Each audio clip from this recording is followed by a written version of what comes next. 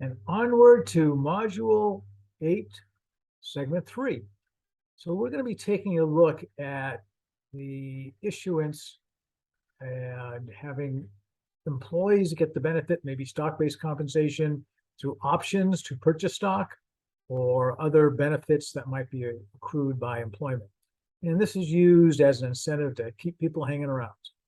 So let's take a look at stock-based compensation. So we want employees to act like shareholders. I always wanted my employees to act like owners.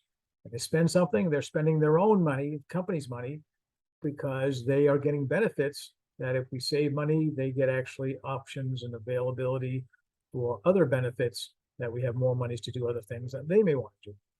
So the stock awards often tied to corporate performance targets, and the awards are based on their incentives for performance. Goal is to motivate employees to work harder and make decisions that benefit the company, ultimately benefiting themselves. We talked about employee retention and longevity. It's really expensive to hire people. It's really expensive to train people. So every time you lose somebody and you got to put somebody back in the pipeline, pretty costly process. We also want to encourage our employees to own shares in their own companies so that they say, wait a minute, I've got a vested interest in my company. I'm part owner. And there's something called ESOPs, employee stock option programs, where employees actually are the owners. The ownership goes out to the employees directly as part of those that work after a certain time. There's also something called a vesting period. So let's say for every year, I'm going to give you 1,000 shares of stock, but you have to be 5 years to be fully vested. What does that mean? Well, in year one, okay, I issue 1,000 shares. After the first year, 200 of it year one, another 200 year two, another 200 year three, another 200 year four, another 200 year five. There's your 1,000 shares. What happens if you leave after year one? You'll still get your 200, but you miss out on the 800. So next year, I'll give you another 1,000 shares, same 5-year vesting. Oh, well, if I leave in year two, I'm going to get last year's 200 and this year's 200, I get 400, but I've got a whole bunch more. I've got 1,600 shares that I'm missing out on if I don't stay.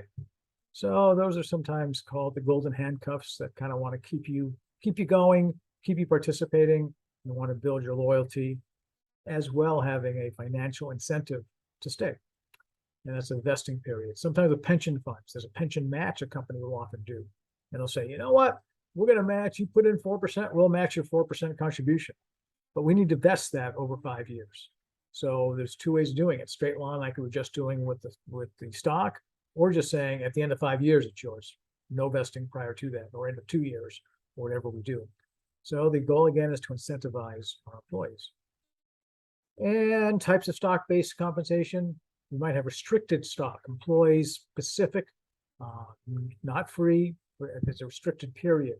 There are different periods of when you can buy, when you can execute. Same thing for options. Stock appreciation rights: you don't have to own the stock. Employee stock option plans, so employees can purchase stock. Employee share repurchase plans. There's a variety of plans that are available to employees. We don't have to worry too much about them details here.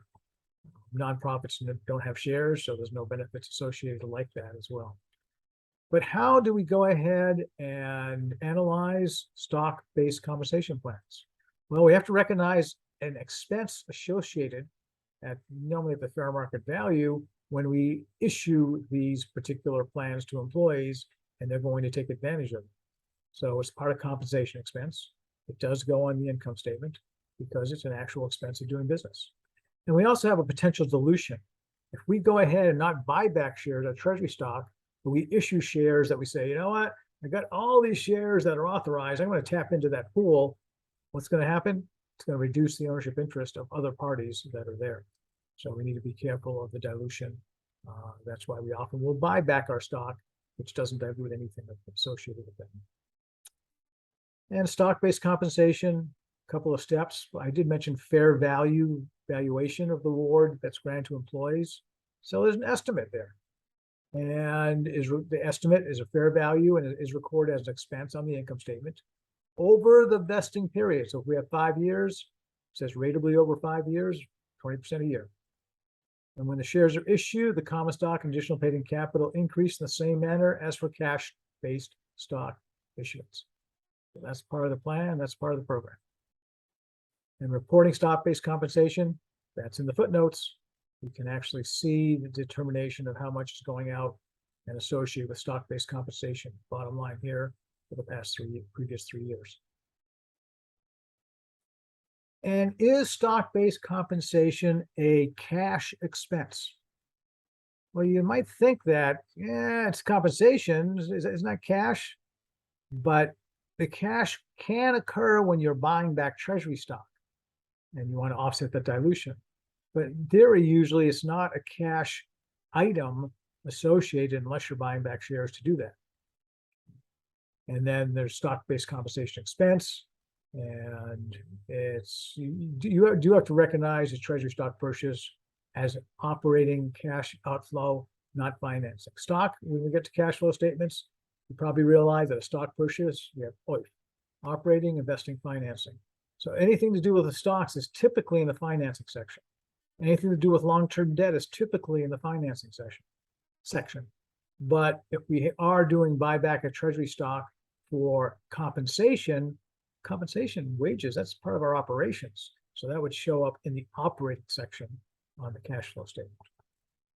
And then the footnote disclosures, number of shares granted, issues, and forfeited. Not everybody takes advantage. We say, you know what? You can buy stock at $50 a share. That's a great deal when stock is trading at 100. It's a terrible deal when stock is trading at 20. So there's no real compensation associated with that $20 valuation if your option is $50 a share. And you can report, and then there's expiration dates, and there's timing issues that go with that. And we then do have the fair value of the awards determined. We look at a couple of things. Value of the share price on the date of the award. Option plans are valued using an option pricing model like Black-Scholes. So options are not necessarily going to be executed, but they're options to execute, like that $50 share on a $20 valuation.